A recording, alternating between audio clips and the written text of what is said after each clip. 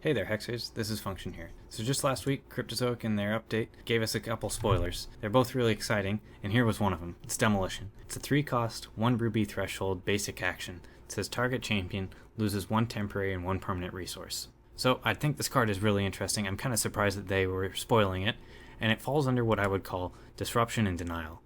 So what purpose do Disruption and Denial serve? They primarily attack an opposing deck's consistency.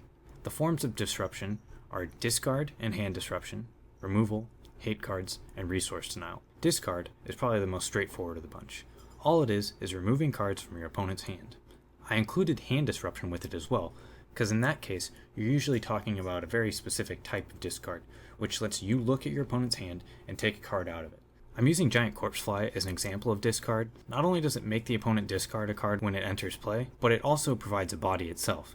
It's a 1/1 flyer, so you play at turn 3, they discard a card, and you're left with a card that can either serve on the defense by just chump blocking or maybe even trading with an opposing flyer, or it can peck away at your opponent while they kind of struggle to develop a board state, maybe because you've made them discard, now they're a little bit behind. Discard isn't without its own disadvantages though. And the biggest one that discard has is that sometimes if your opponent doesn't have any cards in their hand, or they have a couple bad cards in their hand that weren't going to impact the game anyways, and they throw those away, you didn't get all that much impact out of making them discard. It's always something to keep in mind, and on that note, the final thing I would say about discard is in general, its power level is kind of low, and because of that, discard becomes more powerful based on the average power level of your opponent's deck. Alright, well why don't we move on? We're going to talk about another kind of disruption, which is removal. With removal, you're able to seize the window of opportunity, finding a weakness in your opponent's deck and exploiting it to your own advantage. A good example of that is in the case of Ritualist of the Spring Litter. It's definitely a powerful card, but what it has going against it is its cost and its defense. So since it's a 4-cost card, your opponent's definitely committing quite a bit to playing this. If they're playing on turn 4, it's the only card they're probably going to be playing. And because of that, if you're able to cheaply remove it with a card like Burn, well, then you're going to be able to probably play another card in your turn, or you're going to be setting your opponent so far back that you're able to get in for another attack yourself and probably put them against the ropes. Alright, well let's look at another potentially big threat. The longer Zombie Plague stays in play, the stronger it gets. If you're facing up against Zombie Plague, having a card in your deck like Time Ripple, where it returns target permanent to its owner's hand, is going to be really powerful. I would assume that returning Zombie Plague is going to reset the Plague counter, and now they're going to have to wait for Zombie Plague to basically charge back up in order for it to be effective. The biggest strength, though, of these removal cards is that they're flexible and they can serve multiple purposes. So, in the case of Burn versus Ritualist of the Spring Litter, clearly Ritualist of the Spring Litter isn't the only card that Burn can hit. It could even target your opponent if they don't have any troops in play, and possibly those last couple points of damage will secure you the victory. In the case of Time Ripple, they're always going to have some sort of permanent in play, or at least almost always. So the chances of Time Ripple actually having a target, even if it's not necessarily a Zombie Plague, are pretty high. Let's move on to another card. It's a little bit more narrow this time. A good example of a hate card is Omen of Oblivion. I'll read it over real quick so that maybe it can make a little bit more sense. What it says is, look at target champion's deck, choose a card. It gets permanent if this card would enter your hand from anywhere, void it instead. When the chosen card is voided, create an Omen of Oblivion and play it immediately without paying its cost, ignoring its threshold requirements. So in this case, really the first paragraph is the one that's most important. You're able to target a key card in their deck, maybe something like Eye of Creation, and when they draw it, not only are they not going to have access to it, but they're also losing their draw step, which could be really important if they're in top deck mode. The drawback, though, is that Omen of Oblivion is what I would call a scalpel card. It very efficiently solves a very narrow problem. And in a lot of matchups, Omen of Oblivion probably won't matter. If you're playing Omen against an aggro deck, they might not ever even draw the card that you used Omen on, and even if they do, it's probably not all that big a drawback. You're doing a 1-for-1 trade at that point, they're probably on the offensive, you're on the defensive, and you don't really want to be cluttering up your hand with a card like Omen if it's not going to be serving a specific purpose. On the other hand, Ember Spire Witch is what I would call a hammer hate card.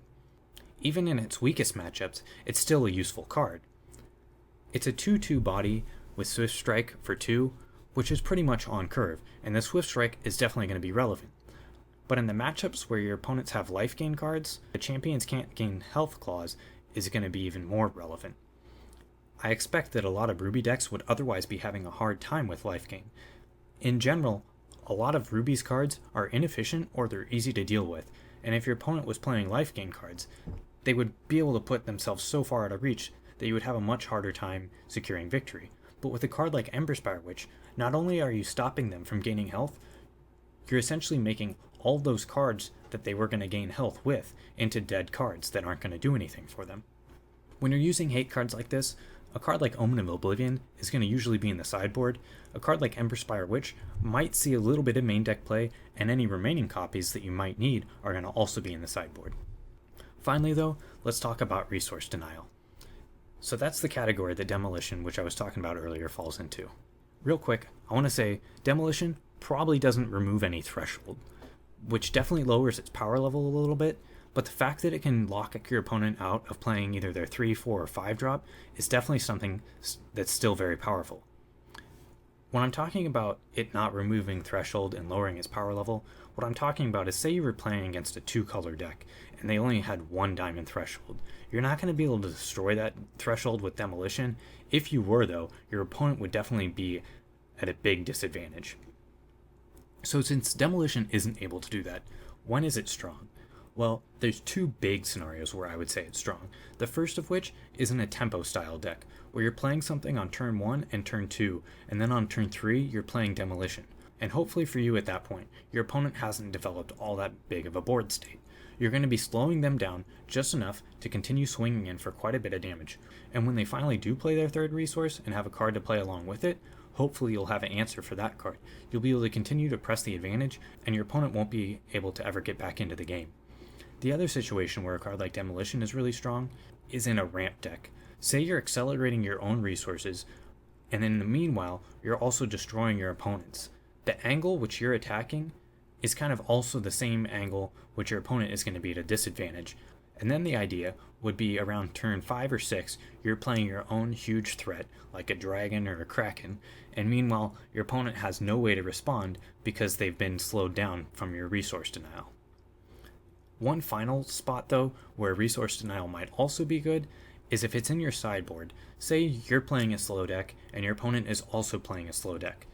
Being able to buy yourself that extra little bit of time by destroying some of their resources while you develop your own board state might be all you needed to either win in the mirror match or just win in kind of a stalemate. A lot of people consider resource denial to be an unfun mechanic, and I happen to disagree with that quite a bit. The main reason is that a card like Demolition is only attacking the opposing deck's consistency. If the deck was built to perform very consistently over the course of multiple games, well, a card like Demolition is actually a card you don't want to be playing against that type of deck. Or on the other hand, if their deck was either built with a poor resource base or a poor curve, well, then Demolition might be just the card you need. Really what I'm getting at is if a card like Demolition is frustrating you, maybe you should go back to the drawing board with your deck and find out why it's really such a thorn in your side. So that just about wraps up my Denial and Disruption video. I'm actually really excited that they printed Demolition. I didn't expect to see a card like this printed so early, especially not in set 1. It won't be the best card in the format by any means, but it'll definitely be one that's interesting to play, and one that, keeps a lot of decks realistic.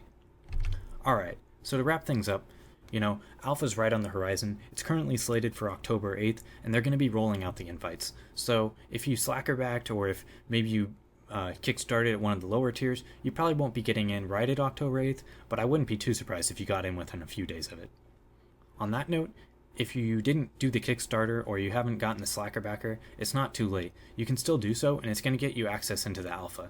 I'm really excited to be playing the game, and if you guys are excited and you don't have the access yet, I definitely encourage you to. It's going to be a lot of fun, and you're not just getting access, you're going to be getting some packs and some other rewards once the game comes into, I think, open beta. Alright, on a final note, stay tuned to it throughout the rest of the week. I'm going to be trying to put out either a video or an article every single day up until I get my alpha invite, at which point I'm probably going to be slowing down a bit because I'm going to be excited to be playing the game finally.